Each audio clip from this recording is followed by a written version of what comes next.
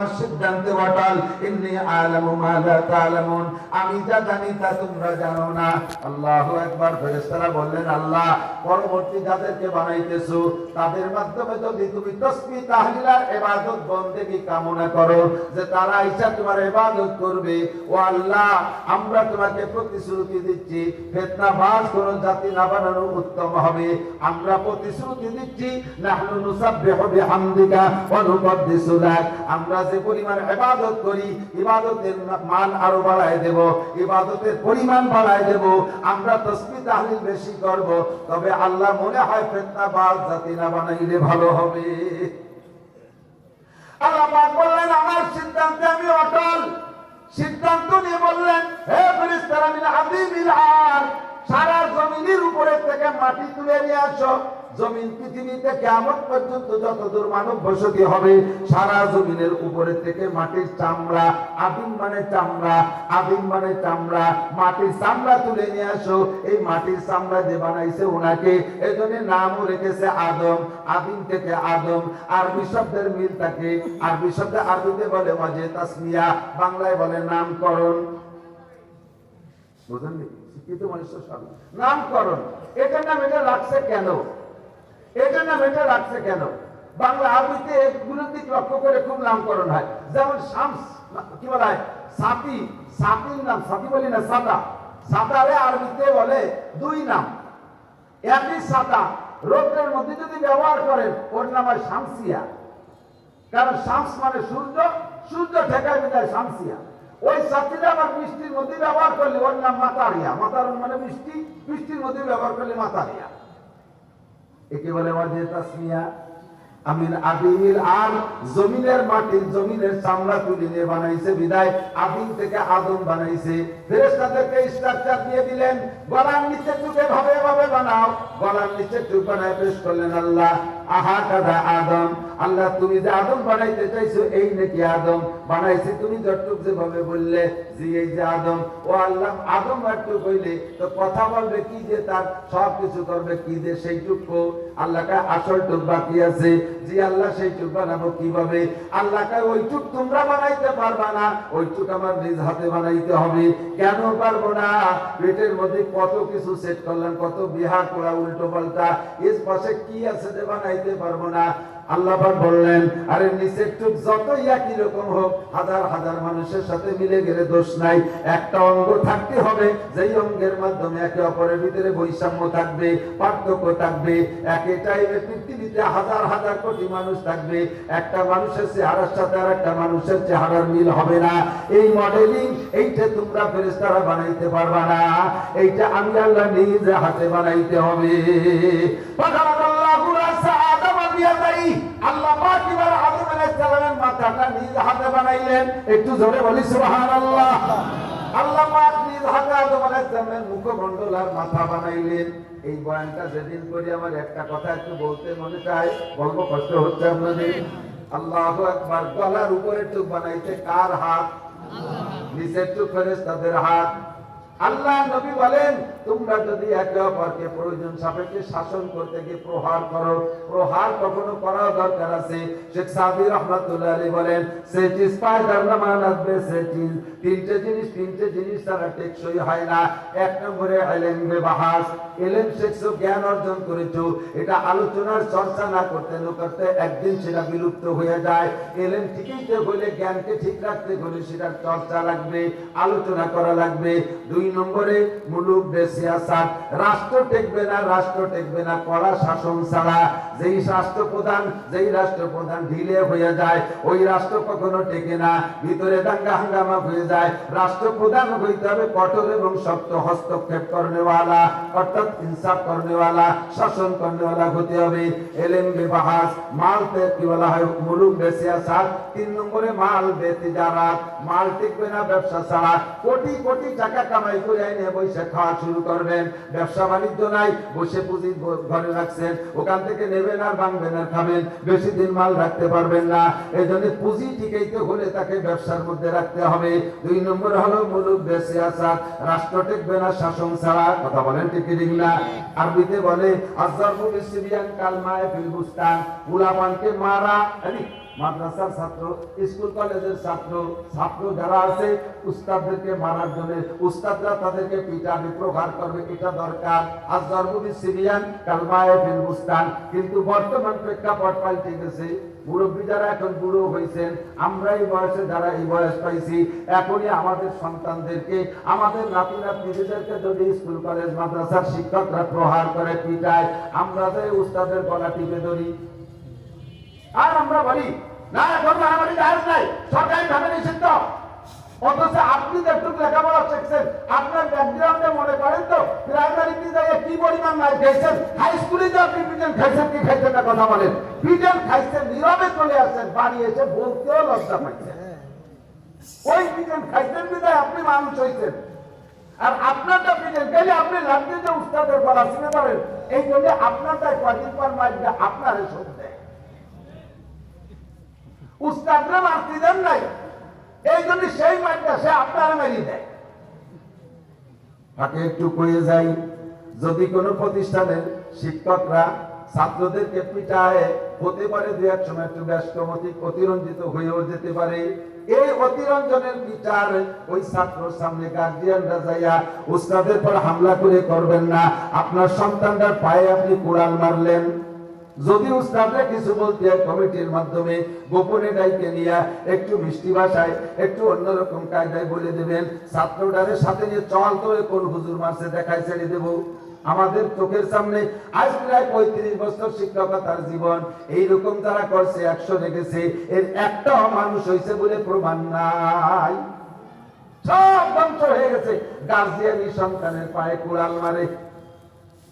ছাত্রকে বাড়ি রাইখা যা করার দরকার আমি করবো, তাহলে আরো ধমক দিবেন, তুই নিশ্চয় কোনো অন্যায় করছিস তাই তোরে পিটাইছে, আমি হুজুরে বলে আসবো, আমি উস্তাদরে বলে আসবো, আগামী থেকে যদি অন্যায় করো শুধু হাড় কয়কান চাই, গোস্ত মাংস থাকবে না, এটা বলবেন আপনার ছাত্ররে। আর উস্তাদরে যে বলবেন হুজুর একটু পরিমাণ মতো শাসন করলে ভালো হয়, এভাবে জবরদস্তি এভাবে সীমা লঙ্ঘন করলে ও একসময় লেখাপড়া থেকে বিচ্যুত হয়ে যাবে, এভাবে তারে বলবেন। কিন্তু যাইয়া ছাত্রকে সাথে নিয়ে যাইয়া উস্তাদের গলা টিপে ধরবেন, আপনি উস্তাদের গলা টেপেন নাই, আপনার সন্তানটার গলা টিপে মারলেন।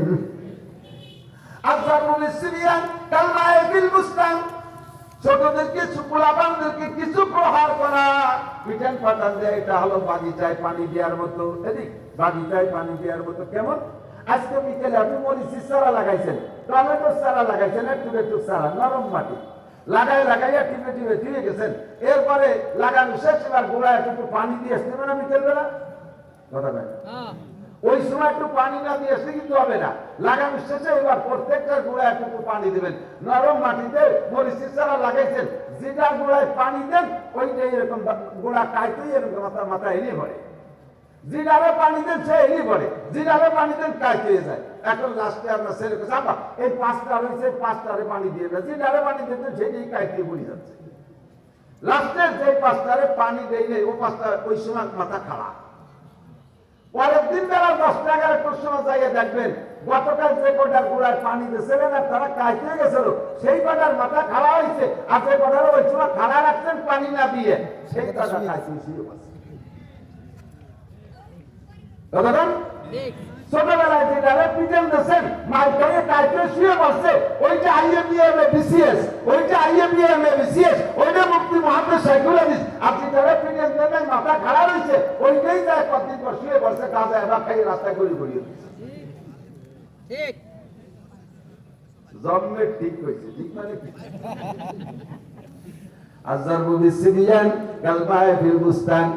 পিটেন তো দিতে হবে, পিটেনটা দেবেন কোন জায়গায়?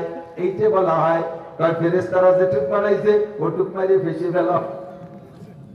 ফেরেশতারা যেটুক বানাইছে ওটুক গলার মার দিলে পছায় পিটাও, পিটেন দিলে হাতে পিটাও, পিটেন দিলে পিঠে পিটাও, বুকটাও পিটাও না, কারণ বুকের মধ্যে কোরআন থাকবে, পাশে মাইরো না। আর মারবানা গলার উপরে ঢুকে মারবানা কেন? ওইটুক বানাইছে আমার আল্লাহ। আল্লাহর হাত যে জায়গা পড়ছে ওই জায়গা তোমার প্রহারের হাত, ওই জায়গা তোমার রাগের হাত, ওই জায়গা তোমার কি বলা হয় পিটানের হাত মারলে হাতটা যেন আঘাতের হাতটা যেন আল্লাহর হাতের উপরে পড়ে যাচ্ছে, এইটা আল্লাহর সাথে বেয়াদবি হয়। এই জন্য মাইকটা গলার উপরে দিবা না। কিন্তু দুঃখের বিষয় আমাদের দেশের মাইকটা পয়লা বক্সে নাক বসকায় ফেলায়, প্রথম মারি নাকের উপরে, এরপরে বাড়ি দিলি মাথা ফাটায় ফেলাবে, থাপ্পড় দিলি মাথার পিছনে দেয়। যারা জেনারেল শিক্ষিত আছেন তারাও সাক্ষী দিবেন, মানুষের মেধা আর মগজ কিন্তু মাথার পিছনে, গিলু মাঝখানে। আর এই মেধা কালেকশন শক্তি এটার পিছনে, মাথার পিছনে থাপ্পড় মারলে, বারবার মাথার পিছনে থাপড়াইলে ব্রেন খারাপ হয়ে যায়, মগজ নষ্ট হয়ে যায়, ধীরে ধীরে তার ধীশক্তি কমে যায়, মুখস্থ শক্তি কমে। এই জন্য মাথার পিছনে মারবেন না, টোটাল মাথায় মারবেন না। মাথায় মারলে মাথা খারাপ হয়ে যায়। কান ধরে টান দেবেন না, কানের আকর্ষণ ব্রেনের সাথে আর সম্পর্ক ব্রেনের সাথে, এতেও ব্রেনের আঘাত পড়ে। গাল ধরে টান দেবেন না, গালটা মুখটা হলো সম্মানীয় অঙ্গ, এই জায়গার পর আঘাত করবেন না। আল্লাহ নিষেধ, এখানে আল্লাহ পাক রব্বুল আলামিন হাত দিয়ে বড় সুন্দর করে মায়া করে তৈরি করেছে। উস্তাদ যারা আছেন মাদ্রাসা স্কুল কলেজের শিক্ষকরা, ছাত্রদের পিটিয়ে গেলে গলার উপরে মারবেন না, কানে থাপ্পড় মারবেন না, গালে থাপ্পড় মারবেন না, মাথায় থাপ্পড় মারবেন না। অনেক উস্তাদরা রাতের বেলা ছাত্রদেরকে ঘুম থেকে উঠায়, শেষ রাত্রে বিশেষ করে হেফজখানা কিরাতখানার শিক্ষক যারা আছেন একটু লক্ষ্য করবেন দোস্ত, রাতের বেলা বাচ্চাদেরকে ঘুম থেকে উঠানোর পদ্ধতি কি? অনেক উস্তাদরা আছে রাতের বেলা নিজে আগে ওইটা ডেস্কের উপরে ঠাস ঠাস করে বাড়ি মারে ব্যাট দিয়ে। বাচ্চাগুলো ঘুমিয়ে আছে নিজুম ঘুমে, এই ঘুমের ভিতরে তাদের কানের ভিতরে ঠাস ঠাস শব্দ যায়, আচানক ঘুম থেকে উঠে দেখবেন হতভম্ব হয়ে যায়, কোন দিকটা টের পায় না, এলোমেলো হয়ে যায়। এরকম বারবার করতে করতে ছেলেটা একদিন খারাপ হয়ে যাবে, ব্রেন খারাপ হয়ে যাবে, মেধা নষ্ট হয়ে যায়, পাগলও হয়ে যাওয়ার সম্ভাবনা থাকে। কেন থাকে? আমার দিক লক্ষ্য করেন, মানুষ যখন ঘুমায় মানুষকে বাঁচিয়ে রাখার জন্য রুহুটা ভিতরে থাকে। মানুষ রুহু ভিতরে থাকে, তাই বেঁচে থাকে। মানুষকে জীবিত থাকা এবং জ্ঞান সম্পন্ন থাকা, এর জন্য দুইটা জিনিস লাগে। জীবিত থাকার জন্য রুহু লাগে, আর জ্ঞান থাকার জন্য আত্মা লাগে। আত্মা আরবিতে বলে নফস। আত্মা আর রুহু যদি একজাত থাকে তাহলে মানুষটা হুঁশ থাকে, বেঁচে থাকে, সুস্থ থাকে, জ্ঞান থাকে। মানুষ যখন ঘুমিয়ে যায় রুহুটা ভিতরে থাকে, তাই বেঁচে থাকে। আত্মা বের হয়ে যায়, আত্মার গতি খুব দ্রুতগামী। আত্মা, এই আত্মা সেকেন্ডের মধ্যে বিদ্যুতের চাইতে দ্রুতগামী। বিদ্যুৎ তো 1 সেকেন্ডে 1,86,000 মাইল পথ যায়, আর নফস আর আত্মা তার চাইতে গতি বেশি। একে টানে আরশে আজিমে চলে যায়, একে টানে জান্নাতে চলে যায়, একে টানে মুহূর্তের মধ্যে জাহান্নামে চলে যায়, মুহূর্তের ভিতরে আমেরিকা চলে যায়। সেই আত্মা উড়ে উড়ে যে জায়গা যায়, ওখানে যে যা দেখে, ওখান থেকে দেখে রুহের উপরে ফোকাস মারে, আর ওইটার নামই হয় স্বপ্ন। রুহু ভিতরে থাকে, রুহু ঘুরে ঘুরে এগুলো কালেকশন করে না, রুহু ভিতরে থাকে, উনি হলো পাওয়ার হাউস। ওই আত্মা ঘুরে ঘুরে সংগ্রহ করে রুহুর কাছে পাঠায়। এবার আপনি ঘুমাই গেছেন, বাচ্চাটা ঘুমাই গেছে, ওর রুহু পেটের মধ্যে আছে, আর ওর নফস চলে গেছে আমেরিকা। ভালোই তো দূর, 16-18 ঘন্টা বিমানে লাগে। এই ছেলেটারে দম করে টানতে উঠে বেড়ায়, এই ঘরেতে বসে জায়গা শেষ কাটতে গেছে, আমার ঘরের সময় টানতে উঠে বেড়াইছে, ওর আত্মা এসে ওর রুহুর সাথে সেট হয়ে পারে নাই। তখন দেখবেন ও উঠেই ও টের পায় না।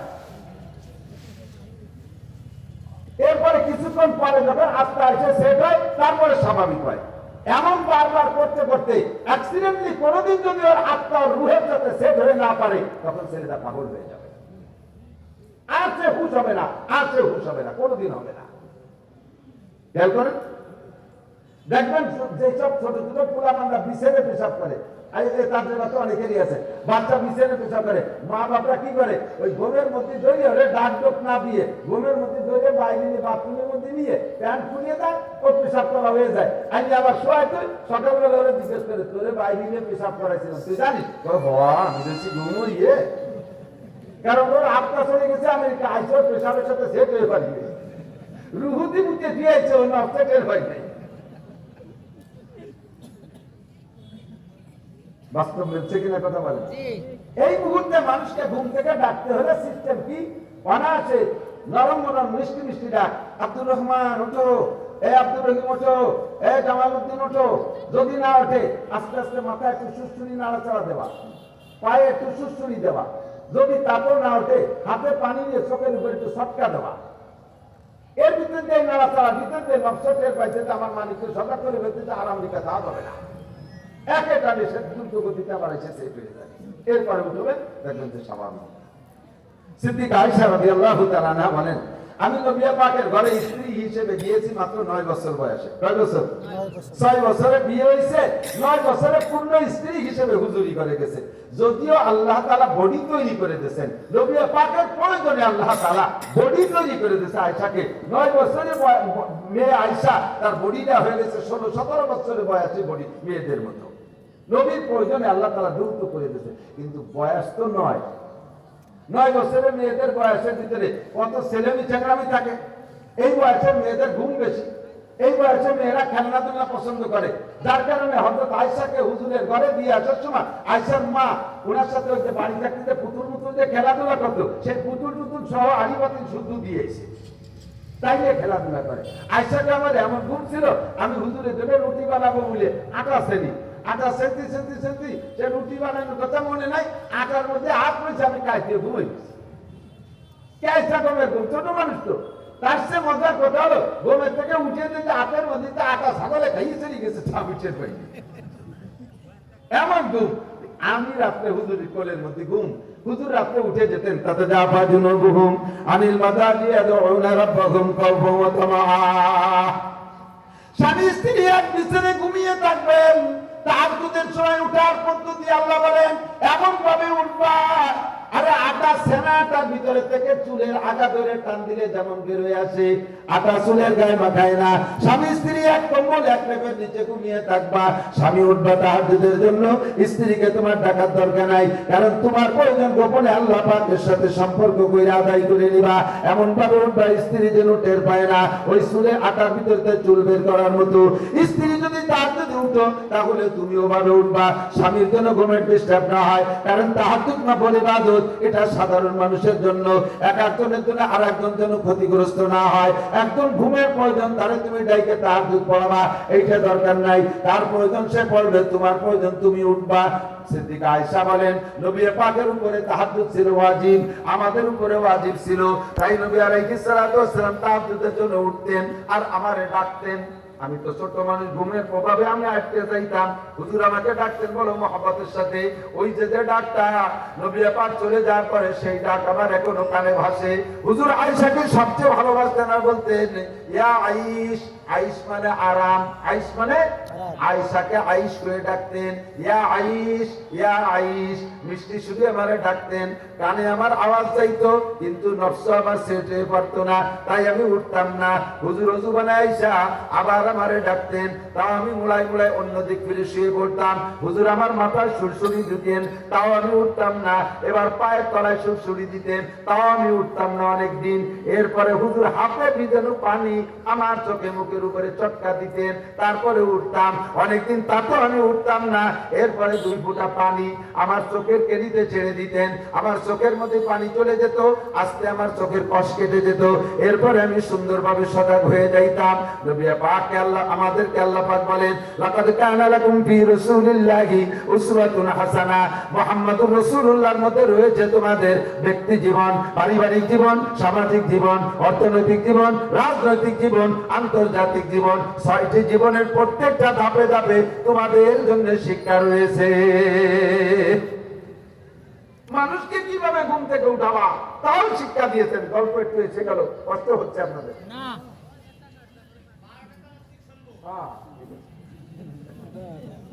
সত্যি তো কষ্ট হয় না, গাইয়ে দেয় প্রত্যেক রাত্রে দিনে 2-3 টিপ মারছে। সেদিন গেছে সিলেট যাই, এক রাত্রে 4টি করে মারবে, আর সেই মরা কুয়াশা ওই কয়, আর উত্তরবঙ্গের কুয়াশা বেশি। আর 4 মাহফিলের মাঝখানে প্রায় 200 কিলোমিটারের ডিস্টেন্স। এই দৌড়ছি শিয়ালের মতো, 2 রাত্রে 8টা মাহফিল করছি। এরপরে আইসি আমার পরে 3 দিয়ে বাহার হাল আল্লাহ যতটুকু বলা ইনশাআল্লাহ। তো হুজুর আলাইহিস সালাতু ওয়াস সালামের মধ্যে আমাদের আদর্শ বিশ্বাস হয় কিনা? ঘুম থেকে উঠানোর আদর্শটা কিভাবে শিক্ষা দিলেন আপনারা কি বুঝতে পারছেন? শুধু বাচ্চা না, এনিম্যাল এভরিবডি। আপনি যে কাউকে ঘুম থেকে উঠাইতে তাৎক্ষণিকভাবে ভং করে ধাক্কা দিয়ে লাঠি মারিয়ে জোরে শব্দ দিয়ে উঠাবেন না, মিষ্টি সুরে আস্তে আস্তে আস্তে আস্তে উঠাবেন, তাহলে দেখবেন তার মাথা মগজ ঠিক আছে। নইলে কিন্তু একসময় মাথা খারাপ হয়ে যাবে। আল্লাহু আকবার। আব্দুল্লাহ ইবনে সালাম রাদিয়াল্লাহু তাআলা আনহু ইহুদিদের বহুত বড় আলেম ছিলেন। ইহুদিদের বহুত বড় আলেম আব্দুল্লাহ ইবনে সালাম, মদিনায় বাড়ি। আব্দুল্লাহ ইবনে সালাম হুজুর আলাইহিস সালাতু ওয়াস সালাম মদিনায় যাওয়ার পরে কাছে যাইয়া কলেমা পড়ে মুসলমান হয়ে গেছে। কোন সুবহানাল্লাহ। এখন এই ইহুদিদের স্বভাব এই ইসরায়েলি ওই নেতানিয়াহু ফাইলিয়র গোষ্ঠী আদাইলে ভাদাইলে উড়ুচি আসুস আপাও দোয়া বদমাইশ বিশ্ববিখ্যাত এই ইহুদিরা আগাগোড়া বেয়াদব। আব্দুল্লাহ ইবনে সালামটা হুজুর আমার এই ইহুদি জাতি কত বড় গাইও, মুসা আলাইহিস সালাতু ওয়াস সালামের দীর্ঘদিন জ্বালাইছে এর একটা নমুনা আপনি তো কিতাবে পড়ে জানবেন অথবা জিবরাইল জানাবে। আমি আমার তৌরাত থেকে পড়ে এবং আমার পূর্বপুরুষের থেকে জানা ইতিহাসের একটা বাস্তব বলবো হুজুর, এই যে আপনি আজকেই চোখের সামনে প্রমাণ করতে পারবেন। হুজুর বলেন তো আব্দুল্লাহ ইবনে সালাম, হুজুর আমি তো কলেমা পড়ে মুসলমান হয়ে গেলাম, আমার একটু ঘরের মধ্যে আটকায় রাখেন। আটকায় রাখিয়া এই ইহুদির গোষ্ঠীরে ডাকেন, ডাকে তাদের কাছে আমি ইসলাম গ্রহণ করছি এটা ব্যক্ত না করে প্রকাশ না করে আগে আমার তাদের ভিতরে আমার অবস্থানটা কেমন এটা জানবে, জিজ্ঞেস করবেন, দেখুন তারা কি জবাব দেয়। এরপরে আমি ইসলাম গ্রহণ করছি এইটা তাদের কাছে প্রকাশ করবেন, পরে দেখবেন এক জায়গায় বসে কি হয়। বুখারী শরীফের হাদিস। হুজুর কাকা ঠিক আছে। আব্দুল্লাহ ইবনে সালাম কলেমা পড়ে ঘরের মধ্যে বসে নিয়েছে। হুজুর ইহুদিরা খুব বড় বড় লেদার কোয়ার্টারে ডাকছে, ডাইকে বলতেছে এই তোমরা তো আমারে নবী মানো না, আমার কিতাব কোরআন মানো না, তোমাদের মধ্যে আব্দুল্লাহ ইবনে সালাম যদি ইসলাম গ্রহণ করে তাহলে কি তোমরা মানবা? তোমরা তাকে হতেই পারে না, এটা বিশ্বাসযোগ্য না, আপনারা বিশ্বাস করবেন। বলে এ আব্দুল্লাহ ইবনে সালাম তোমাদের কেমন মানুষ? ওরে বাপ রে বাপ, কোথায় আব্দুল্লাহ ইবনে সালাম আর কোথায় তুমি মুহাম্মদ? আব্দুল্লাহ ইবনে সালাম তৌরাতের হাফেজ আলেম, তার বংশ ধরে ভালো, তার মা ভালো, তার নানি ভালো, তার নানা ভালো, তার দাদা ভালো, তার আব্বা ভালো, গোষ্ঠী শুদ্ধ ভালো, অত ভালো মানুষ পৃথিবীতে বর্তমান সময় নাই। আর তুমি কার সাথে কি? তুমি আব্দুল্লাহ ইবনে সালামের নামটাই তো উচ্চারণ করার যোগ্যতা রাখো না। তাহলে গোষ্ঠী শুদ্ধ ভালো ওরা কি? এরপরে হুজুর বলতে আব্দুল্লাহ ইবনে সালাম যদি কলেমা পড়ে মুসলমান হয় তাহলে কিছু হতেই পারে না, বাজে কথা বাদ দাও। এই বলতে বলতে আব্দুল্লাহ ইবনে সালাম ঘরেতে হুজুরের ঘরেতে ওকে সামনে তুলে এসে বলতে আশহাদু আল্লা ইলাহা ইল্লাল্লাহ ওয়া আশহাদু আন্না মুহাম্মাদান আবদুহু ওয়া রাসূলুহু। এই কলেমা বলতে যখন সামনে এসে ওরা কয় তুই খারাপ, তোরা খারাপ, তোরা আল্লাহ খারাপ, তোর মুসলিম শুধু খারাপ, জীবন মানে খারাপ করে খাইছিস, আমাকে চুচে মুচে খাইছিস, আর আজকে আর এক খায়রাতের কাছে মুড়ি দিয়েছিস।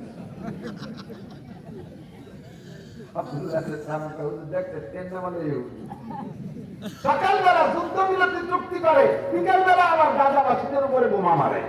কথা বলেন, আজকে সেই সময় যুদ্ধ বিরতি চুক্তিতে সই করে, আবার এক সপ্তাহ তাদের উপরে বিমান দিয়ে বোমা মারে। এরাও সেই ইহুদির গোষ্ঠী, এদের পূর্বপুরুষদের এরকম বাটপার, এরা আগাগোড়াই এরকম দুই নম্বরই করে।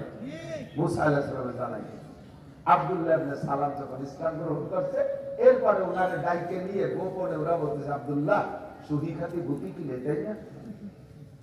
তুমি আমাকে পীর ছিলে, বছরে যদি আল খাতা দিতে, এই যে পীররা দেন আল খাতা দেয়, দুই আল খাতায় তিন করে চুষিয়ে নিয়ে যায়, মুড়ি দিয়ে কালেকশন করে পকেটে পাঁচ ওয়াক্ত নামাজের ঘরে কালেকশন।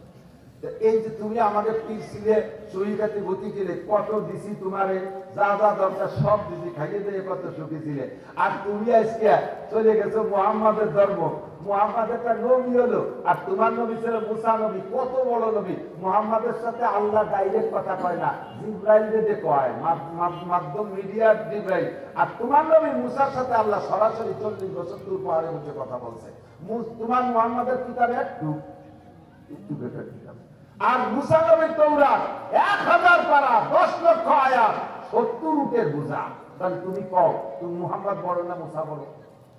আব্দুল্লাহ ইবনে সালাম বলে পাগলের দল, ওই ছোট এক টুকার এত বড় নাম ছোট বড় না। এক বস্তা তুলো আর এক মুঠ সোনা, এক মুঠার দাম বেশি কম। এক বস্তা তুলোর দাম বেশি না, এক মুঠ সোনার দাম বেশি? তুই দামা হানি বড় হলি, এটা বড় হয়ে গেল। তারপরে শুনে নে, আমার নবী মুহাম্মদ বড়, আমার নবী মুহাম্মদ বড়। কেন বড়? আল্লাহ বড়। মুসা আলাইহিস সালাম সরাসরি দেখে নাই, আল্লাহ সামান্য একটু তাজাল নিতেছে, তাই মুসা আলাইহিস সালাম বেহুশ হয়ে পড়ে গেছে। রাসূলুল্লাহ সাল্লাল্লাহু আলাইহি ওয়াসাল্লাম লাইলাত উসরিহি আসারা মাররা বিগাইরি হিজাব। আল্লাহ পাকের পরিপূর্ণ দেহ, আল্লাহ পাকের পরিপূর্ণতা যেমন সম্পূর্ণ 10 বার দেখেছে মেরাজের রাতে আমার নবী একা। আল্লাহর আরশ বড়, মুসা নবী দেখে নাই, আমার নবী দেখে এসে বলছে। আল্লাহর কুরসি বড়, মুসা নবী দেখে নাই, আমার নবী দেখে বলছে। সিদরাতুল মুনতাহা বড়, মুসা নবী দেখে নাই, শুনে কইছে, মুহাম্মদ রাসূলুল্লাহ দেখে বলছে। সিদরাতুল মামুর মহল বড়, ফেরেশতাদের মসজিদ, মুসা নবী শুনে বলছে, দেখে বলে নাই। সাতটা আসমান কত বড়, মুসা নবী দেখে বলে নাই, শুনে বলছে। আমার নবী সাত আসমান পার করে যে দেখে এসে বলছে। জান্নাত অনেক বড়, মুসা নবী শুনে কইছে, দেখে দেখে নাই, আমার নবী আটটা জান্নাত ঘুরে দেখে আসছে। জাহান্নাম অনেক বড়, মুসা নবী দেখে নাই, শুনে কইছে, আমার নবী দেখে আসছে। বল এবার কোন নবী বড়? আর তাওরাত কিতাব যত বড়ই হোক না কেন, 103 খানা আসমানি কিতাব কোরআন শরীফের মধ্যে আছে। এই কোরআন শরীফ হলো একের মধ্যে 103। এই ক্লাস 10 এর গাইড আছে না, গাইড নাম কি? একের মধ্যে 10, একের মধ্যে 7, এরকম আছে না? আর কোরআনে কারীম হলো একের মধ্যে 103। জোরে কন্না সুবহানাল্লাহ।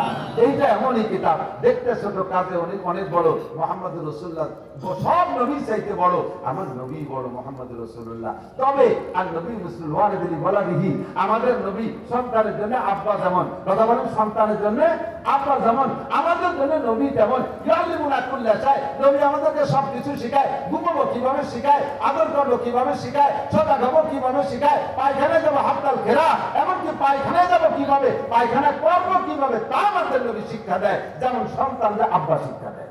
কথা বল। ছোটবেলায় আমাদের বাড়ির কাছে তো মধুমতি নদী, এই বাড়ি বাড়ি পায়খানা বান্ধা তো শুরু হয়েছে সেদিন। মুরব্বীরা কথা বল না কেন? আল্লাহ বাঁচানি বদনাঙ্গে বাগানে চলে যাচ্ছেন না, সব কিছু প্রমোশন হয়েছে, ভাষারও পরিবর্তন হয়েছে, সব চাইতে বেশি প্রমোশন পাইছে পায়খানা। আগে আটটি যেত, করতে বলে আগা, এরপরে যাওয়া হইতে যেত একটু বেশি, এরপরে ময়দানে যেত 3 নম্বর, তৃতীয় প্রমোশন। 4 নম্বরে টাকটিতে যেত, মনে আছে জাতি বাংলা? 5 নম্বরে এসে দাঁড়াইছে পায়খানায় যাওয়া, 6 নম্বরে ল্যাট্রিন, 7 নম্বরে টয়লেট, 8 নম্বর প্রমোশন বাথরুম, এখন হচ্ছে ওয়াশরুম। ওয়াশরুমে হস্তরি বাড়ি দিতে।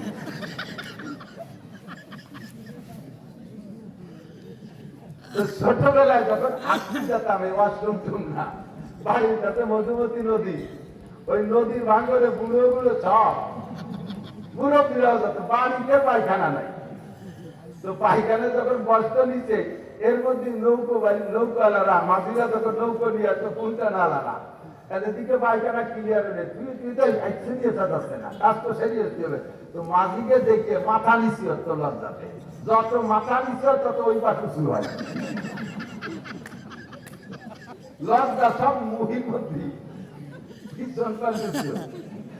আমরাও গোলা বাঁধা যাইতাম, নদীর ভাঙ্গনের উপরে প্যান্ট খুলে দিয়ে নিচে গেছি পায়খানা করতে। আইসে দেশে প্যান্ট নাই,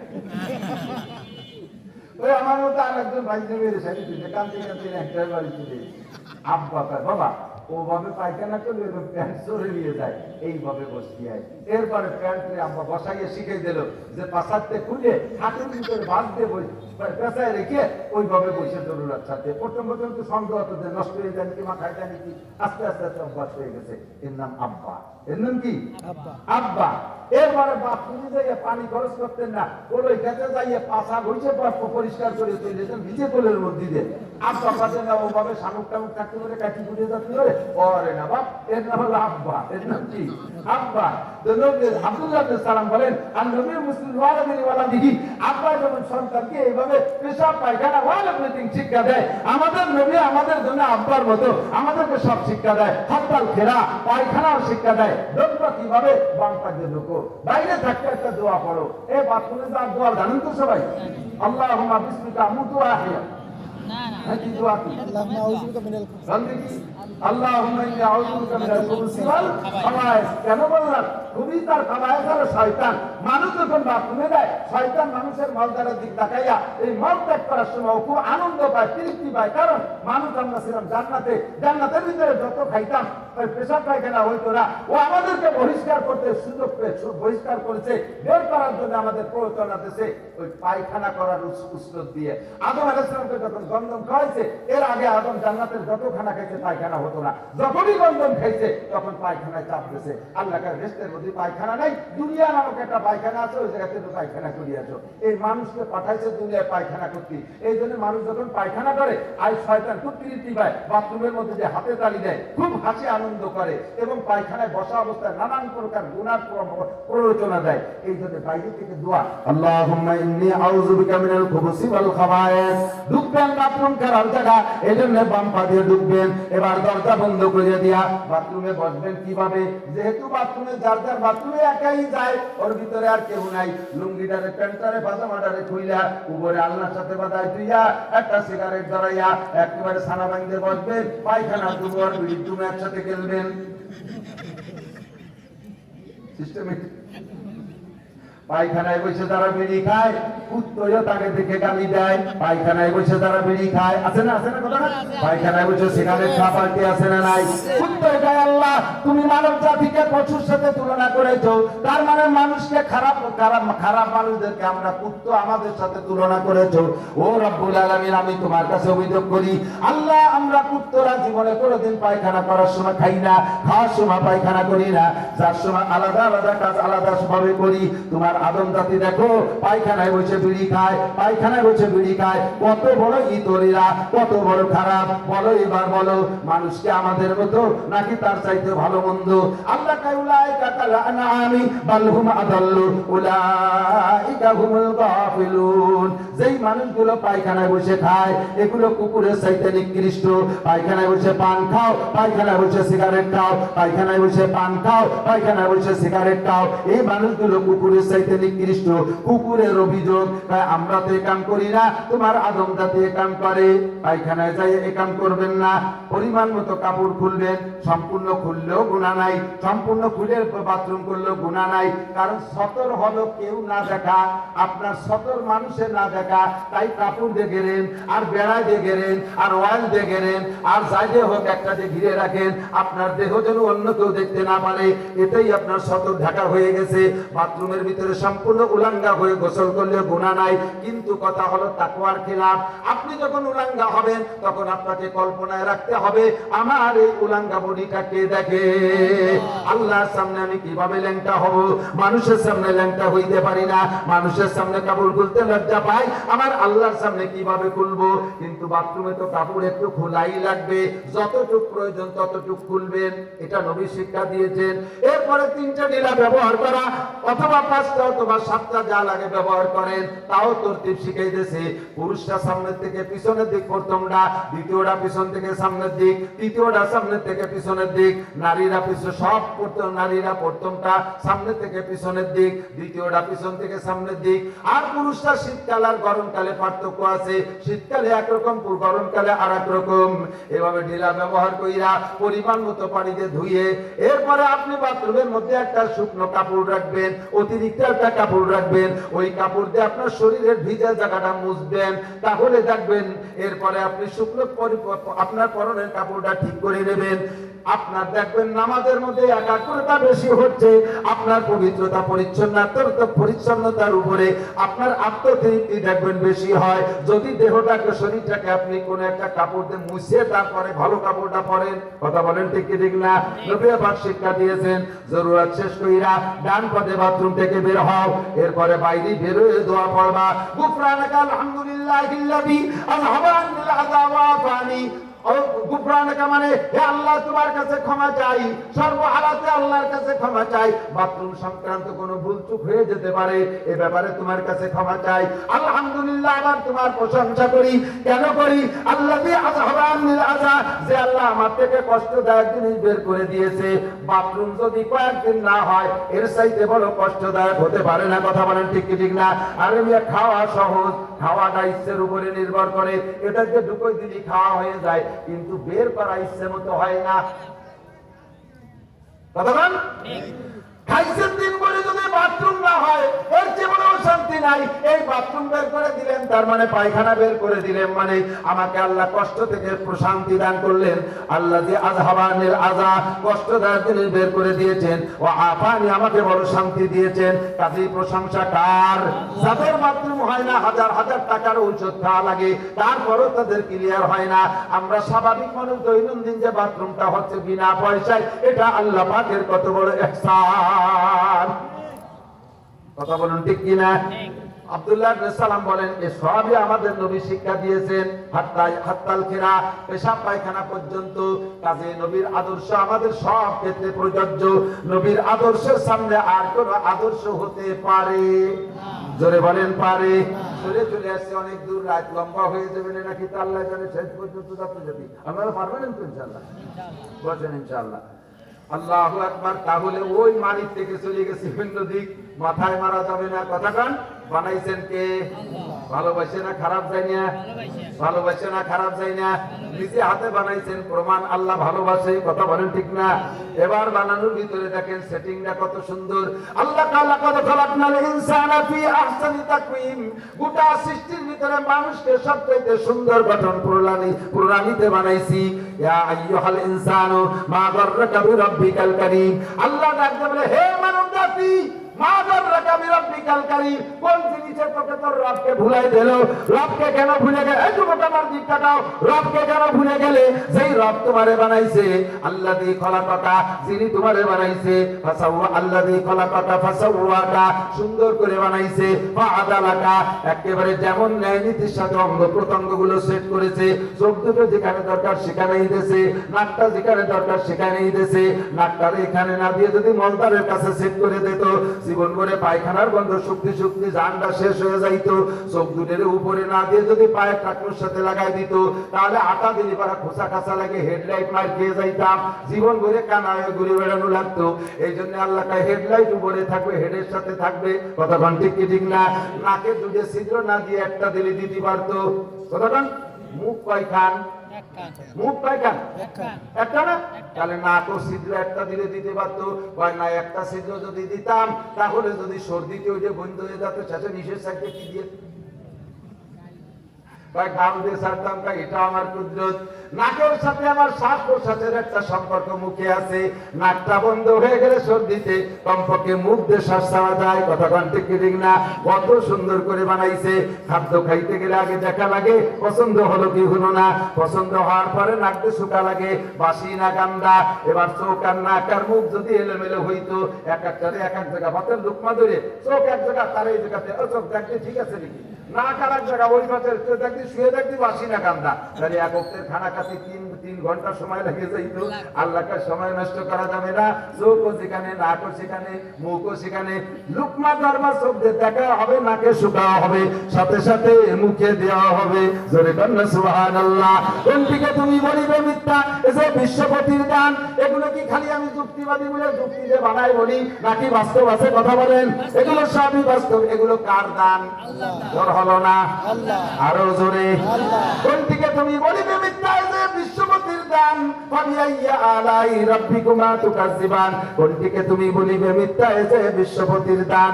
এই কোনটা বিশ্বপতির দান না, এটা কোনটা তোমার বাপের দান? আল্লাহ পাক রব্বুল আলামিন বলেন আলাম নাজআল লাহু আইনাইন। এই যুবক আমার দিক তাকাও। আলাম নাজআল লাহু আইনাইন ওয়া লিসানান ওয়া শাফাতাইন। তোমার দুটো চোখ কি আমি দেই নাই, নাকি তোমার আব্বা দিয়েছে? তোমার চোখ দুটো কি আমি দেই নাই, নাকি তোমার মা দিয়েছে? না তোমার নেতাই দিয়েছে, না তোমার রাজা বাদশা দিয়েছে, না তোমার ডাক্তার কবিরাজ দিয়েছে? জোরে বলেন চোখ কে দিয়েছে? ওয়া লিসানান ওয়া শাফাতাইন। জোর ঠিক ঠোঁট আর জিহ্বা দিয়ে কথা বলো, কে দিয়েছে এই দুইটা অঙ্গ? ঠোঁট আর জিহ্বা থাকলেই কথা বলা যায় না। ছাগলের ঠোঁট আছে না নাই? জিহ্বা আছে না নাই? ছাগলের জিহ্বা আর আমার জিহ্বা একই সাইজ। ও দোস্ত, আমার জিহ্বা নাড়া দিলে কত সুন্দর শব্দ হয়, কথা হয়। ছাগলেরটা নাড়া দিলে ভেড়া শব্দ হয়। কুত্তার মুখের জিহ্বা যে সাইজ, মানুষের মুখের জিহ্বা সেই সাইজ। কুত্তারটা নাড়া দিলে ঘেউ ঘেউ শব্দ হয়, আর মানুষেরটা নাড়া দিলে কত সুন্দর কথা হয়। কথা ঠিক কি ঠিক না? এই কথা কি বলা হয়? আর রহমানু আল্লামাল কুরআন খালাকাল ইনসানা আল্লামাহুল বায়ান। সৃষ্টি করেছেন আল্লাহ, মানব জাতিকে আর রহমান আমার আল্লাহ শিক্ষা দিয়েছে কোরআন, সৃষ্টি করেছে ইনসান, আবার তৌফিক দিয়েছেন বয়ান। কথা বলার যোগ্যতা কে দিয়েছে? আল্লাহই দিয়েছে। কাজেই চোখ দিয়ে তুমি মাতুব্বাড়ির মতো তোমার ইচ্ছা মতো চোখে ব্যবহার করো না। আমি কিন্তু চোখ কানাও করে দিতে পারি, ভালো চোখ কানা করার ক্ষমতা আল্লাহর আছে। যুবক বলো আছে? কতক্ষণ পর্যন্ত ফেসবুকের দিকে তাকাই থাকবা, গেমের দিকে তাকাই থাকবা, আর গুগলের থেকে ল্যাংটা ছবি বের করে তাকাই থাকবা? বেশি দিন দেখতে দেব না। হাসোখালি চাপড়াও, বেশি দিন দেখতে দেব না। চোখের পাওয়ার লেস করে নিয়ে যাবো। ওয়াকালে তোর 1200-1000 পাওয়ারের চশমা ব্যবহার করা লাগবে। একদিন চশমাও দেখবি না, বাথরুমের দরজা খুঁজে পাবি না, বিশেষ নষ্ট করবি পায়খানায় কইরা। চোখের সাথে অসৎ ব্যবহার করিস না, জিহ্বার সাথে অসৎ ব্যবহার করিস না। নবী পাক বলেন মাইয়াত মাল্লি মা বাইনা লাহিহি ওয়া মা বাইনা রিজলাইহি আজমাল্লাহুল জান্নাহ। বরাবর তিনটি অঙ্গ, এই হাদিসের মধ্যে আছে দুইটা, অন্য জায়গা থেকে মিলাই বললাম তিনটা। বরাবর তিনটি অঙ্গ। এক নম্বরে কপাল, আল্লাহ ছাড়া কারো সামনে নত হবে না। জোর হলো না? পীরের দরবারে, খাজার দরবারে, বাবার দরবারে, কোন মাজারে, কোন জায়গায় একমাত্র সিজদা পাবে কে? রক্ষা করো আল্লাহর জন্য। দুই নম্বরে আমা বাইনা লাহিহি, তোমার দুই মাড়ির মাঝখানে ছোট্ট অঙ্গ জিহ্বা, জিরমুহু সগীর ওয়া জুরমুহু কাবীর। এই জিহ্বাটা নরম অঙ্গ, বডিতে খুব ছোট, জিহ্বাটা নরম অঙ্গ, এর মধ্যে হাড্ডি নাই। জিহ্বায় হাড় আছে কে? কেন জিহ্বায় আল্লাহ হাড় দিলেন না? আসবারায়ে নরম করতেন সুজাবাবে উস্তখা গুফতগু ইলা মুলাইম নিস্তারে আকেলা। একটা না খুব জোরে কথা বলেছে, একটু বেরেন্ডা বিরক্তি নেন। জিহ্বে হাত দেয় নাই কেন?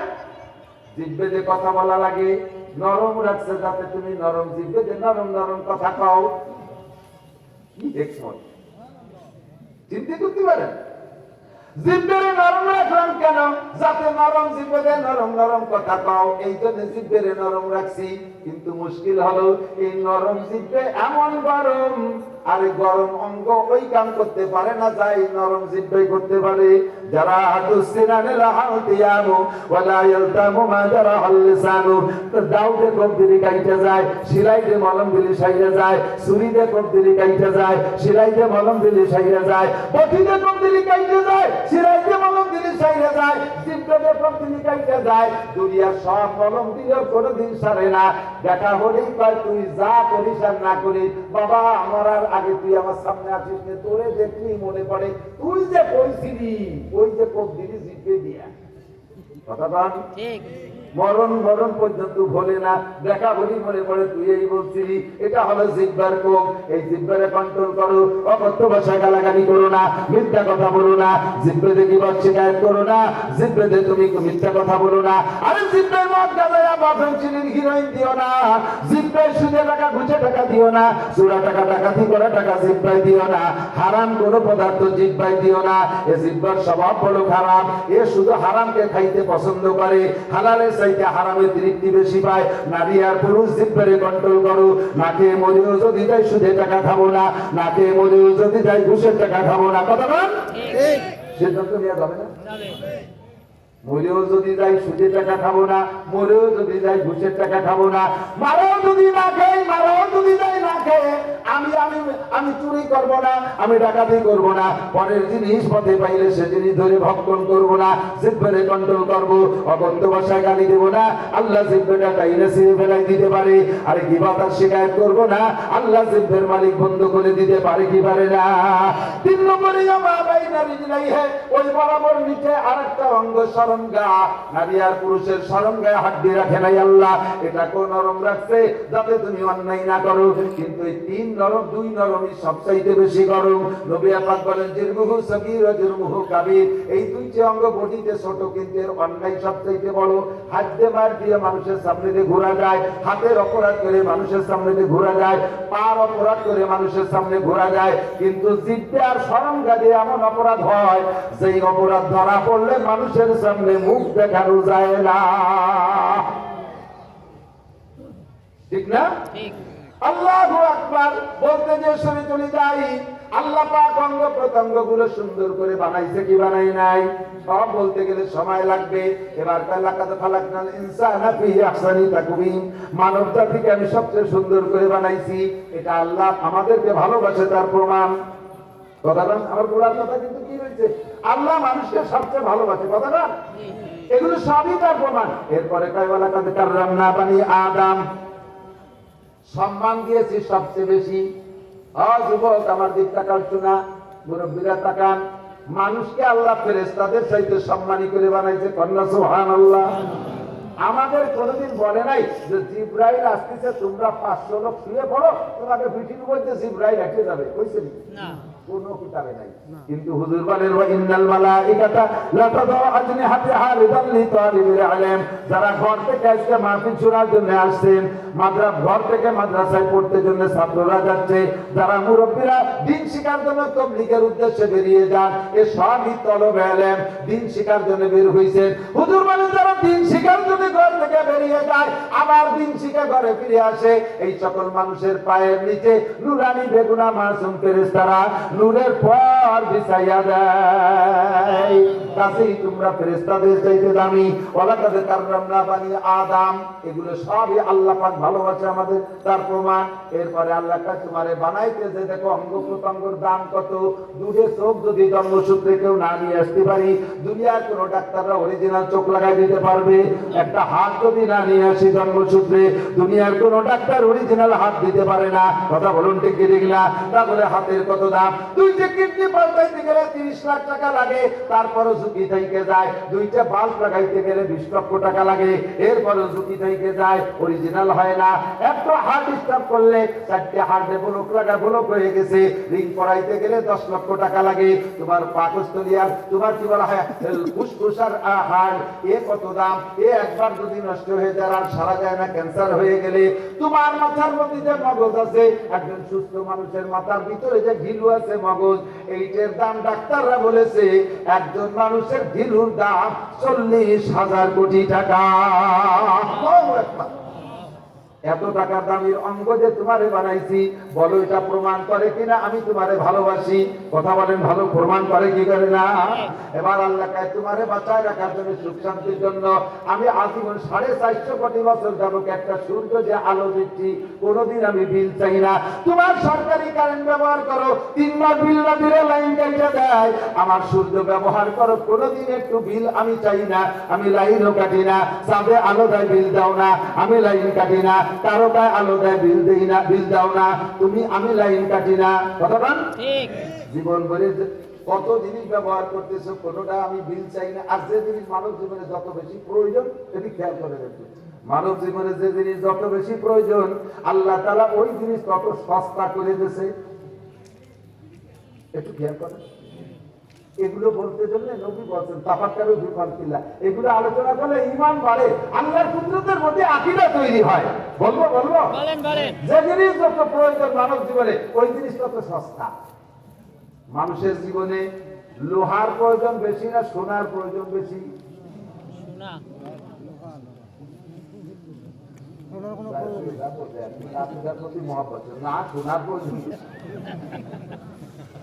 আমি চোখে আঙুলে ধরাই দেই, স্বর্ণের প্রয়োজন বেশি না লোহার প্রয়োজন বেশি?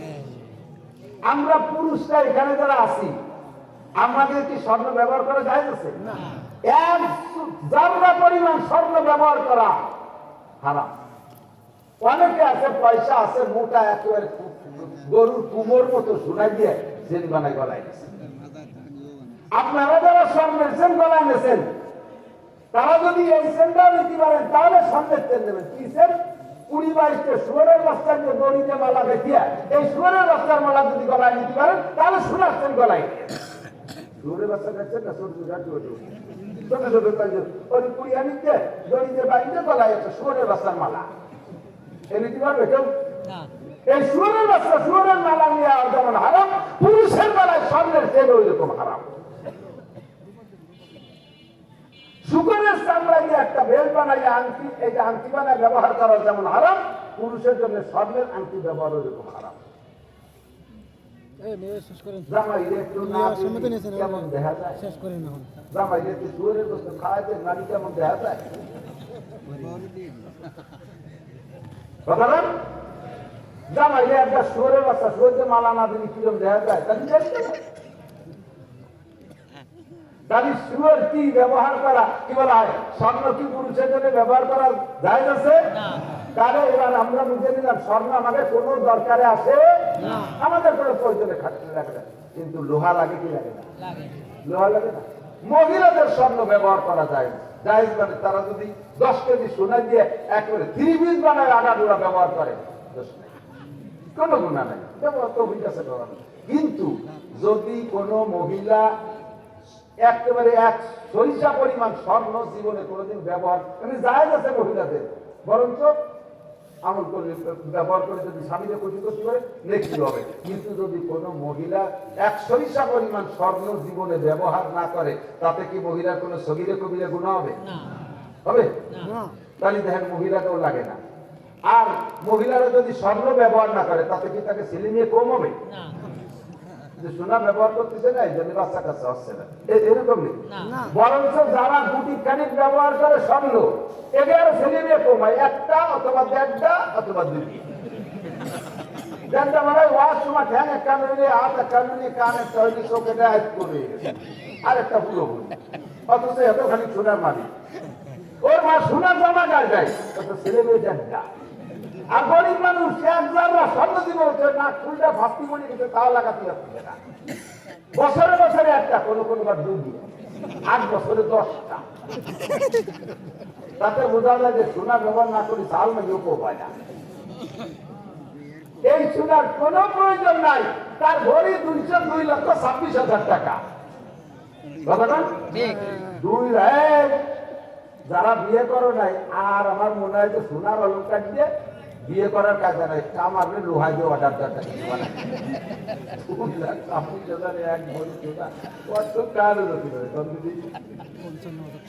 এবার লোহা না হলে চলবে, দাও কাশি ঘন্টা সব লোহা দিয়ে।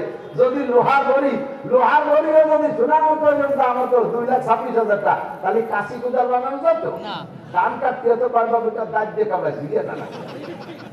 আল্লাহ ওই চিন্তা যে তোমার রাজ বানানোর দরকার নাই, আমি লোহার কেজি দিচ্ছি 90 টাকা আর সোনার ভরি হওয়া কোনো দরকার নাই, ভরি 2,26,000 যা প্রয়োজন বেশি তা সস্তা করে দেবে। আলহামদুলিল্লাহ, শুকর আদায় করবেন না? বলেন আলহামদুলিল্লাহ। এবার লোহার প্রয়োজন বেশি না মাটির প্রয়োজন বেশি?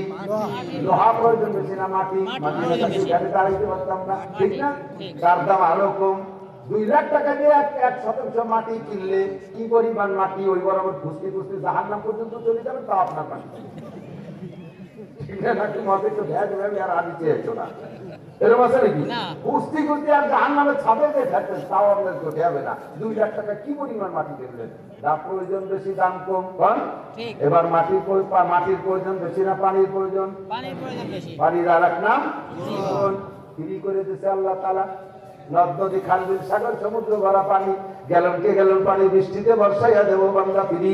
কোনটিকে তুমি বলিবে মিথ্যায় যে বিশ্বপতির দান, ফাবিআইয়ি আলাই রাব্বিকুমা তুকাজ্জিবান, এ সবই কার দান? এবার পানির প্রয়োজন বেশি না অক্সিজেনের প্রয়োজন বেশি? অক্সিজেনের প্রয়োজন পানির চেয়ে বেশি না?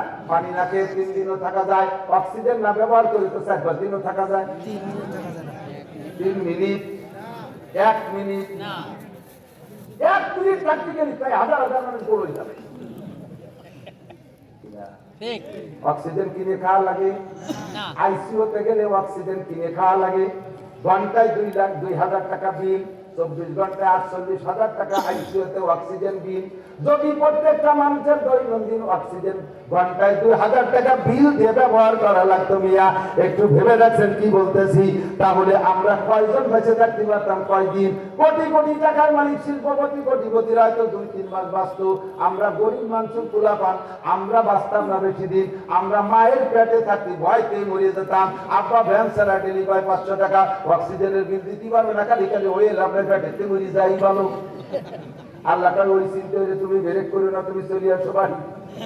আমি তোমার জন্য অক্সিজেন ফ্রি করে দিছি, বলেন না সুবহানাল্লাহ। কোনটিকে তুমি বলিবে মিথ্যা যে বিশ্বপতির দান, ফাবিআইয়ি আলাই রাব্বিকুমা তুকাজ্জিবান। আল্লাহ যে আমাদের ভালোবাসে সবই তার প্রমাণ। বলতে গেলে জীবন শেষ হয়ে যাবে, বলা শেষ হবে না। আমি এবার হজের দিক চলে যাই।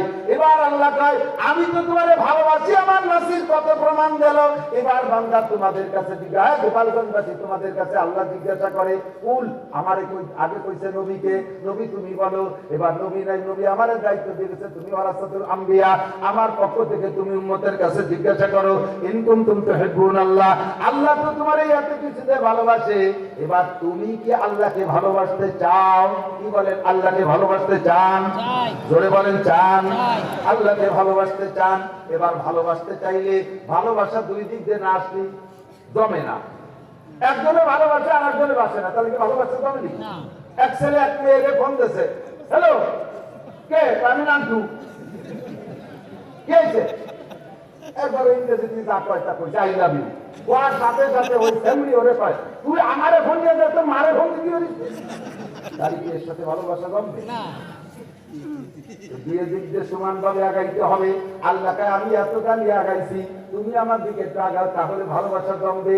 বলো তোমরা আল্লাহকে ভালোবাসতে চাও কিনা? জি বা বললাম আল্লাহ, আমরা গোপালগঞ্জবাসী তোমারে ভালোবাসতে চাই। সিস্টেম কি, বয়স কি, ভালোবাসার বয়স কত? বা ভালোবাসার একটা বয়স লাগে।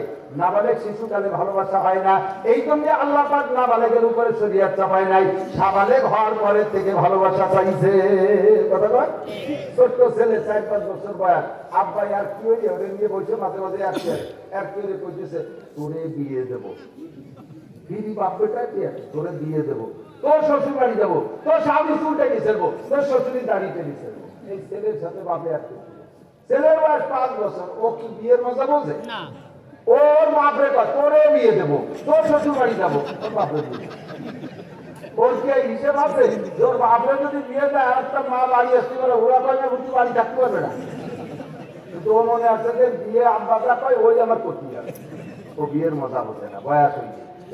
কিন্তু 25 বছরের ছেলেরা যদি আব্বা একটা মেয়ে দেখতে চাইছি তোমার জন্য, কবে যাওয়া যায়? ছেলের কাছে কবে গেলি বলা, ছেলেকে আবার সন্ধ্যের আগে গেলি বলা, ওর 12 মাস কাটবে, যত বিয়ের মজা বোঝে। আল্লাহ কাছে ছোট থাকতে আমি ভালোবাসা চাই না, ভালোবাসা তুমি বুঝবা না, কাজেই বয়স হইলে ভালোবাসতে হবে। এবার ভালোবাসার আবার নিয়ম আছে, খেয়াল করে। ছোট ছোট ভাই বোন, কোনো বাচ্চার যে বাড়ি হয়েছে 1 বছর, একটা বয়স, আরেকটা বয়স 2.5 বছর, আরেকটা বয়স 4 বছর, 1-1.5 পার্থক্য। এগুলো ঘন ঘন হয়ে যাওয়ার কারণে অত কোয়ালিটি সম্পূর্ণ, গলা শূন্য, পেট মোটা, মাথায় কষ্ট নাই, মাথা লাগিয়ে নাই, চার দক্ষিণ দিক, দেহে উত্তর দিক, কাঁদতে সিএম করে, কাঁদতে পুষ করে, বেশ 7-5-7টা। ছোটটা কেমন করতে পারে, আর ওর মিডিয়ামলি বড়টা হাঁটতে পারে। বাপে বাইরে থেকে দোকানেতে খাবার দাবার কিছু আনলে আগে কিন্তু ছোটটা রাতে দেয়, যেটা বসে রয়েছে খাইতে পারে, আবার ও রাতে দেয়। আর ও খুঁড়িয়ে খাতে পারে না, আবার ওর কাছে থেকে বড় রব খাবে, খাওয়ার জন্য যারা ওরে কোলে উঠতে পারে, ওই তুল্লা মুল্লা শুদ্ধ ওরে কোলে দিয়ে নিয়ে ওরেও খায়, ওরা ওর পাশে যেটা বসা রয়েছে, যার 2.5 বছরে, তারে দেয় না। ও না লাগিয়ে পেট বেশি যাচ্ছে, করে দেয় না। ওই শিশুকালে একটু বুদ্ধি খাটাইছে, এই তুল্লা খাতিয়ে উঠতে রে কোলে উঠতে যাবে, এটা রে কোলে না উঠতে পারলে ওই তুল্লা ভাগ পাওয়া। আর দুইজনের দাঁড় করলে 4 আঙ্গুলের আবদাল, ওরে কি করে আসবে? কিন্তু তুল্লার লোভে ও প্র্যাকটিস করতে যাইয়ে ওর গলা টলা এইভাবে ছাড়তে বইয়ের সাথে ছিঁড়ে বেরিয়ে দাঁড়াইছে, আর পাও ধরছে পাড়াই, পাও পাড়াই ধরে গলা ছিঁড়ে ধরে আটা দিচ্ছে। ও জিজ্ঞে দাঁড়াইয়ে শক্ত পারো যে আঁকায় না, সবাই আছে খেয়াইছে, আর আধা মিনিট হয়ে গেছে কাম।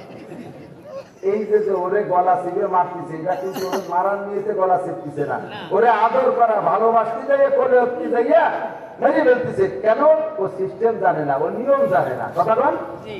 তো আমরা আল্লাহকে ভালোবাসতে চাই।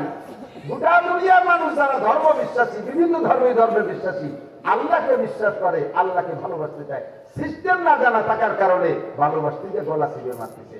আমার সনাতন ধর্মের ভাইরা আল্লাহকে স্বীকার করে, ভগবান বলে স্বীকার করে, এখন ভালোবাসতে যে কি করে, আল্লাহর একটু দেখি নেই, দেখে একটু একটা সাকার বানাইয়ে পুজো করতে পারলে তৃপ্তি হয়, এই জন্য আল্লাহর একটা বাঘ বানাইছে, মাটি দিয়ে একটা বাঘ বানায়, মনে হয় আল্লাহ এরকম, একটা সিংহ বানাইছে, মনে হয় আল্লাহ এরকম, এরপর একটা শুয়োর বানাইছে মাটি দিয়ে, মনে হয় আল্লাহ এরকম, একটা কুত্তা বানাইছে, মনে হয় আল্লাহ এরকম, এরপর একটা ইঁদুর বানাইছে, মনে হয় ভগবান এরকম, এরপর একটা সুসো বানাইছে, এই বানাইয়ে আল্লাহর ইঁদুর সুসো শিয়ের কুত্তা পর্যন্ত দিয়েছে বানাচ্ছে।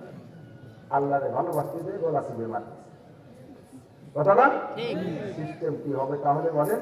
সাবালে ঘর করে সিস্টেমটা আল্লাহ শিখিয়ে দিয়েছে, নবী বলে দেন ফাত্তাবিউনি ইউহিব্বুকুমুল্লাহ। আল্লাহকে ভালোবাসতে হলে এদিক ওদিক যা লাগবে না, আমি নবীর অনুসরণ অনুকরণ করো।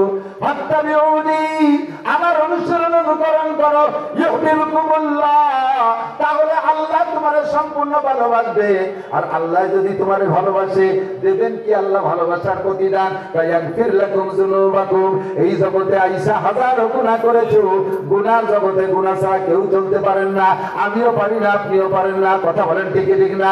একজন মানুষের বলার উপায় নাই, কেউ বলেন আমি বলি আপনি বলেন, একজন মানুষও বলার উপায় নাই যে জীবনে গুনাহ করি নাই, এ কথা বলার উপায় নাই। গুনার জগতে গুনাহ হয়েই যাবে। আল্লাহ পাক বলেন আমি তো তোমারে ভালোবাসি, তুমি যদি আমারে ভালোবাসো, আমার নবীর সুন্নতের অনুসরণ করো, তাহলে আমি 1 নম্বর ভালোবাসা দিয়া তোমার জীবনের সব গুনাহ ক্ষমা করে দেব। আল্লাহু গফুরুর রহিম, কারণ আমি আল্লাহ গফুর এবং রহিম। গফুর নামের ওসিলায় ক্ষমা করে দেব, আর রহিম নামের ওসিলায় সমস্ত গুনাহগুলি পাল্টাইয়া নেকি বানাইয়া দেব। এবার নবী করিম সাল্লাল্লাহু আলাইহি সাল্লামের অনুসরণ আর অনুকরণ চলে এসে জায়গা মতো এদিক টাকান, মাঝে মাঝে বলে থাকি ওয়াজ করালো গাই দোয়ানোর মতো। গাই দোয়াতে যাই বান্ধবী টান দিলে দুধ বেরোয় না, বাসুরটা খালি ফানা পিয়ায়, ঠিক না? তো পানাইয়ে দোয়া দিয়ে, এবার পানানো হয়ে গেছে, দোয়ানোর সময় যদি বালতি সরা গিয়ে যায়, আবার দুধ বাড়ি যাবে না। ওয়াজও সেই রকম, যাইয়েই মুখ ধরিয়ে ওয়াজ করা যায় না, আগে কিছুক্ষণ এটা ওটা দিয়ে পানাইয়ে জায়গা মতো আগে দোয়া দিয়ে শেষকালে এমন হলো দোয়ানোর সময় বালতি করে সরাই নিয়ে দুধ বাড়ি যাবে না, জায়গা মতো পাইতে রাখবেন। জড়িয়ে এসে গুছাই গাছাইয়া নবী পাক সাল্লাল্লাহু আলাইহি ওয়াসাল্লামের অনুসরণ আর অনুকরণ। কেন হুজুর বলেন মান আতানি ফাকাদ আতা, মান আতানি ফাকাদ আতা আল্লাহ। নবী পাক বলেন যে আমার অনুসরণ অনুকরণ করলো সেজন্য আল্লাহরই অনুসরণ করলো, আমার অনুসরণের অনুকরণ সেজন্য আল্লাহরই অনুসরণ অনুকরণ করলো। ওমান আসানি ফাকাদ আসাল্লাহ, যে আমার নাফরমানি করলো সেজন্য আল্লাহরই নাফরমানি করলো। হুজুর বলেন এবার আমার ভালোবাসা আমার এতাত কিসে হবে? হুজুর বলেন মান আহাব্বা সুন্নতি আম্মান আহাব্বা সুন্নতি। সাহাবায়ে কেরাম বলেন হুজুর ভালোবাসতে তো ব্যক্তির সামনে দেখা লাগে, ভালোবাসতে তো ব্যক্তির সামনে দেখা লাগে, আমরা আপনার সামনে দেখি জীবন দিয়ে ভালোবাসি, একসময় আপনি দুনিয়ায় থাকবেন না, আখেরি উম্মত আপনারে ভালোবাসবে কিভাবে? হুজুর বললেন মান আহাব্বা সুন্নতি, যে আমার আদর্শকে ভালোবাসবে সেজন্য আহাব্বানি ফাকাদ আহাব্বানি, সে আমাকে ভালোবাসলো। ওমান আহাব্বানি কানা মাই ফিল জান্নাহ, যে আমাকে ভালোবাসবে আমি নবীর সাথেই জান্নাতে থাকিবে। ও যুবক আমার প্রাণ প্রিয় গোপালগঞ্জবাসী, নবী পাকের সাথে জান্নাতে যাব, রাজি আছেন? আল্লাহকে একটু হাত দেখাবেন, নবী পাকের সাথে জান্নাতে, নবী পাকের সাথে জান্নাত। আল্লাহ রাব্বুল আলামিন গুনাহ করি নাফরমানি করি তবুও তোমাকে ভালোবাসি, তোমার নবীর সাথে জান্নাতে যাইতে চাই আমার দেশবাসী। এই হাতগুলোকে নবী পাকের সাথে হাতে হাসরের মাঠে মুসাফা মিলাই দিও, বলবেন না আমিন? এই হাতগুলোকে কাবার গায়ে পৌঁছাই দিও। আল্লাহ হাতগুলোকে রসুলের রওজায় হাত দেওয়ার তৌফিক দান করো। এই হাতওয়ালাদের মুখে রসুলের হাউজে কাউসার খাওয়াই দিও। আল্লাহ হাতওয়ালাকে আরশে আজিমের নিচে বসাইয়া তোমার হাতের খানা খাওয়াই দিও। শর্ত হলো আল্লাহ পাক বলেন মান কানা ওমান কানা আরাদা, যে ব্যক্তি আমাকে দেখা আমার সাথে সাক্ষাতের ইচ্ছা রাখে, যে আমার সাথে দেখা করার ইচ্ছা করে, সে যেন আমার হুকুমগুলো আমার নবীর তরিকায় মানে। নবীর তরিকা কি 3-4টে বলে দেবো, বেশি বলবো না, অনেক বললে মনে রাখতে পারবেন না। আজকে একটা প্রাথমিক সবক নবীর আদর্শের ভিতরে কয়েকটা। 1 নম্বরে আমার নবী একা নামাজ পড়তেন না? নবী নবী নামাজ পড়তেন কি পড়তেন না? জোরে বলেন, পড়তেন কি পড়তেন না? মাঝে মাঝে না রেগুলার? আমি কিভাবে পড়ি? মাঝে মাঝে না রেগুলার? কয়জন রেগুলার? আমি যদি রেগুলার না পড়ি তাহলে নবীর সাথে মিল হলো? কথা কোন হলো? নবী রেগুলার পড়েছেন, নবী একা পড়তেন না জামাতে? আবার বলেন, যদি একা পড়ি তাহলে নবীর সাথে মিল হলো? নবীর সাথে মিল হলো না। জামাতে নামাজ পড়লে জামে মসজিদ ইমামের পিছনে পড়বেন, এক ওয়াক্তের বিনিময়ে 527 ওয়াক্ত নামাজের নেকি পাইবে। পাশাপাশি এর ভিতরে 95% শতকরা 95% পাবলিক, আই ক্যান চ্যালেঞ্জ, আমি একটা দাড়িওয়ালা থেকে ইমামতি করি, এই জন্য এই জগতে আমার ভালো অভিজ্ঞতা আছে। যে যার ব্যবসা করে সে তার মাল দেখতে চেনে। এই কুটিকাল থেকে একটা দাড়িওয়ার করে থেকে ইমামতি কইরা এই অভিজ্ঞতা আছে। দেখতে পারি ডক্টর, আরে দাড়িওয়ালা, মাথায় পাগড়ি, পিতা মিশিবদের যুগ্ম গায়, যার দাড়ির উপরে যায় না, বগলে দস্তারখান, কানের মধ্যে মেশার গুজা, দাড়ির মধ্যে খিলেল গুজা, দস্তারখান পকেটে খায়, বিড়ি খালিও দস্তারখানে খায়। আলহামদুলিল্লাহ শুদ্ধ না, কোন শুদ্ধ না, দোয়া কুলুপ করতে পারে না, বাবার অভাব নাই। আমার ইমাম সাহেব মুনাজাতে হাত কতটুকু নিচে আল্লাহ, এই নিয়ে ইমামের পিছনে লেগে গেছে। মুনাজাতে হাত না উঠলেও দোষ নাই। মুনাজাত মানে দোয়া, মুনাজাত মানে কি? মুনাজাত মানে দোয়া। তাহলে মুনাজাতে যদি মুনাজাত মানে যদি দোয়া হয়, তাহলে দোয়া তো কত সময় পড়েন? সবসময় কি হাত উঠেন? পায়খানার থেকে বেরোয় এসে দোয়া করতে হয় না? সেই সময় যদি আলহামদুলিল্লাহ এই যে মুড়ি আসমানি ছেড়ে নেন, সুসা পানি উঠতে মায়।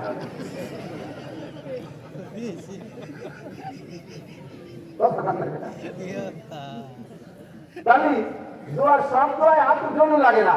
ইমাম সাহেব হাত কতটুকু নিচে আনলো, এই নিয়ে লাগছে ইমামের পিছনে, অথচ ওনারে বোমা মারিয়ে ব্যাটের দিকে তারিফ বেরোই না, যার ধর্মী একটা মা বেরোই না, কোরআন শরীফ শুদ্ধ করে বলতে পারে না। জায়গায় চলে আসে মারাতিল কোরআন তারতিলা। আজকে যে 3-4 জনে পাগড়ি দিলাম বুড়োকে, এই বুড়োরা বড় ভাগ্যবান। এর মধ্যে একজন আছে মাহবুব ভাই, আমি ওনাদের বাড়ি লজিং ট্যাক্সি 5 ক্ষুদ্র মানুষের কন্টাক্ট। আমার সেই ছোটকালে থেকে মহব্বতের ভাই, আজকে বুড়ো কালে এসে